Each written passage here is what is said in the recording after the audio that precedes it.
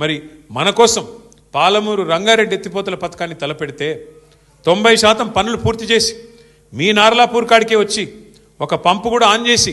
నీళ్లను కృష్ణా నీళ్లను ఆ ప్రాంతానికి చూపెడితే 2 ఏళ్ళు అయిపోయింది రేవంత్ రెడ్డి గారు వచ్చి 90% పని పూర్తయింది కేవలం 10% మాత్రమే మిగిలింది ఏనుగెళ్ళింది తోక చిక్కింది అన్నట్టు తోక మాత్రమే మిగిలింది రిజర్వాయర్లు మీ కళ్ళ ముంగట కనబడుతున్నాయి కదా నార్లాపూరు కరివెన వట్టెము ఏదుల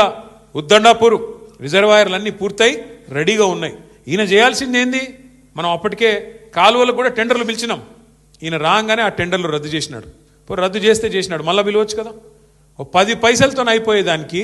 ఇవాళ పని చేయకుండా ఎందుకు చేయట్లేదు తొందరగా చేస్తే కేసీఆర్కు పేరు వస్తుంది